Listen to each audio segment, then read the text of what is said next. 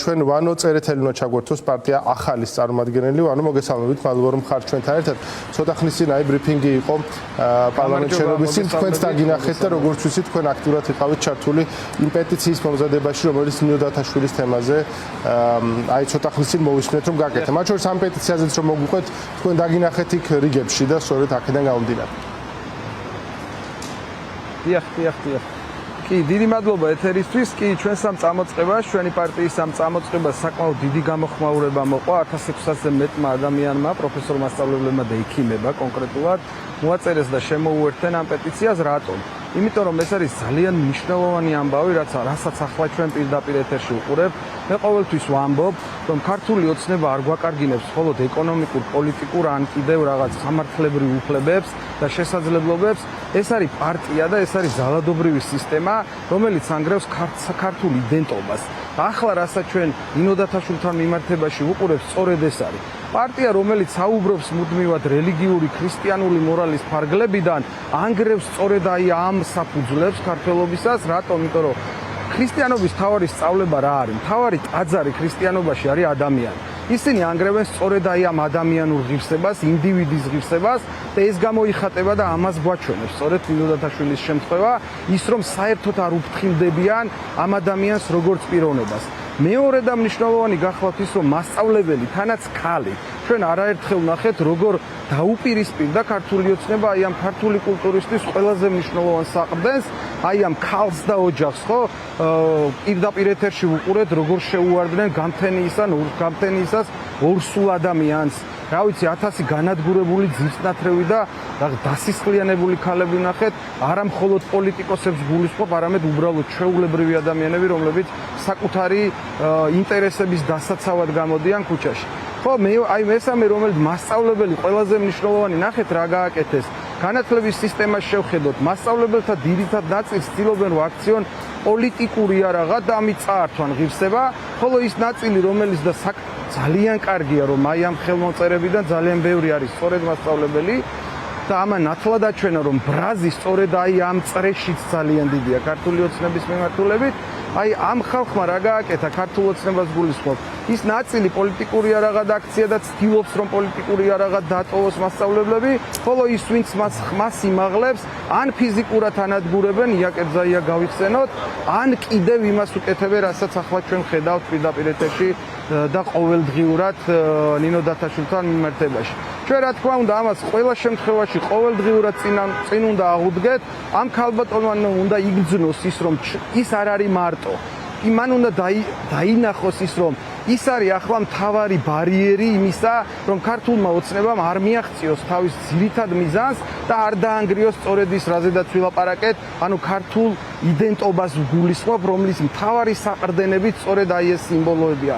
ქალი, მასწავლებელი, დედა, პატიმარი, რაზე ვლაპარაკობთ, მეგობრებო, ქრისტიანობას ამოფარებული პარტია, ქრისტიანობის მთავარი სწავლება რა არის? ერთ-ერთი ყველაზე მნიშვნელოვანი საქმე სწორედ ეს გახლავთ, რომ პატიმრებს უნდა პატივისცეს და უნდა რა ვიცი რა მოექცეს ისე როგორც ქრისტიანს ეკადრება, მაგრამ ჩვენ პირიქით ვხედავთ ამას, ხო?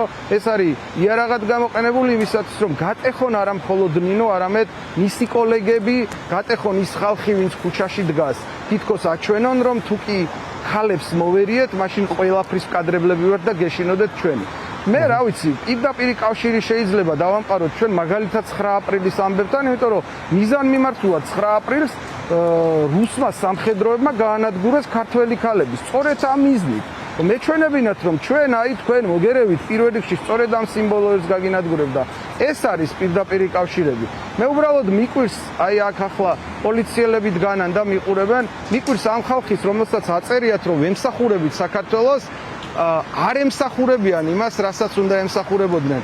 და ეხლა ეს მაჩუკა ჩემმა მეგობარმა ირაკლი ფიფიამ, სადაც სწორედ ეს აწერია, ვემსახურები საქართველოს და ჩემი აზრით ეს არ არის ქართული პოლიციის დღეს მთავარი გამონათქვამი, ეს უნდა ეკუთვნოდეს და უნდა გულით ატარებდეს ნინო დათაშვილი და ყველა ის პოლიტპატიმარი, რომელიც ახლა ციხეში ზის, იმიტომ რომ ეს ხალხი ემსახურება სწორედ ახლა საქართველოს და თუ კი ამ ქვეყანას მომავალი აქვს ან ქონდა, სწორედ ასეთი ადამიანების პირობებში და ასეთი ადამიანების გამო აქვს მომავალი. ამიტომ მე მინდა კიდევ ერთხელ დაასრულეთ.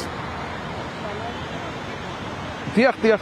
არა, მინდა გითხოთ ეს თემა გასაგებია, უბრალოდ მინდა გითხოთ როგორ მიდის თავისთავად აი ეს კამპანია არათანამშრომლობის მიმართულებით, ხო? აი თქვენ რაღაცა სიების შედგენა დაიწყეთ, ვინც ამ პროცესში ჩაერთვებოდა, ინტერპარტიული სამუშაო ჯგუფები გაქვთ.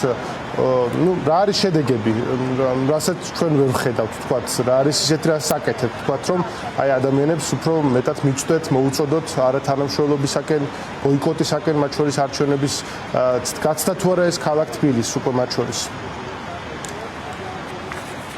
კი, ბოლო წინადადება ვერ გავიგე, კარგად, ბოლო წინადადება გაცდა თუ არა ქალაქ თბილისს, თქვენი კამპანიის კი, გაცდა, რა თქმა უნდა, თქვენ დიახ, თქვენ ნახეთ ჩვენ შეხვედრა გქონდა ბათუმში, სადაც სწორედ რომ ბათუმის ცენტრში გაიმართა აქცია, მსვლელობა, სწორედ ამ მიმართულებით, რომ ახლა ქართულ ოცნებასთან თანამშრომლობა ამ არჩევნებში არის მათი წახალისება და მათი საქმის კეთება, ანუ იმ საქმის კეთება, რაც ქართულ ოცნებას სურს. მე არაერთხელ მithქვამს ეთერში, მათ შორის თქვენთანაც, რომ თანამედროვე ეტაპზე ავტორიტარული რეჟიმებმა ისწავლეს დემოკრატიულობანას თამაში. ანუ ეს აღარ არის ძველი წესის ავტორიტარული რეჟიმები, ისინი ცდილობენ ქვეყნის შიგნითაც და ქვეყნის გარეთაც ხალხს დაანახონ, რომ თითქოს დემოკრატია აქ ჩვეულებრივად მიმდინარეობს დემოკრატიული თამაშის წესები. ამისათვის მათ ჭირდებათ მეორე მხარე არჩევნებში. ანუ ის ვინც აი ამ როლს ითამაშებს დემოკრატიულობანას თამაში, სადაც იტყვიან მერე ძალიან ხმამაღლა ქართული ოცნების წარმომადგენლები, რომ რა გინდათ, აი ნაწილი პოლიტიკური პარტიებისა გავიდა არჩევნებზე, ხოლო ის ვინც არ გავიდა, ისინი რადიკალები არიან და ასე შემდეგ. თქვენ კამპანიაზე გითხეთ და თქვენ ხვის კამპანიაზე დაიწყეთ საუბარი. მესმის ეს მნიშვნელოვანია, მაგრამ მაინც დასაშულისკენ უნდა წავიდეთ, მაშინ შევაჯამოთ, მაინც აი თქვენი აქტივობები, თქვენი რვა პარტიის აქტივობები კამპანიის ჩვენ ვაგრძელებთ, კი, ჩვენ ვაგრძელებთ, ამის შემდეგ კიდე გაიმართება სხვადასხვა საქართველოს სხვადასხვა ქალაქში იგივე შინაარსის კამპანიები, ჩვენ სათქმელს აუცილებლად მივიტანთ ქართულ ხალხთან, რომლის ძალიან დიდი ნაწილი, მე გულისხმობ ოპოზიციურად განწყობილ ამ მომრჩეველს, ძალიან დიდი ნაწილი იმ მხარეს დგას, სადაც ვამბობთ, რომ არათანამშრომლობა არის მთავარი მიღწევა და მთავარი საფუძველი ამ გამარჯვებას. მადლობა დიდი. ვანო წერეთელი იყო ჩვენთან ერთად პარტია ახალის წარმომადგენელი, ვანოს თავმჯდომარეები.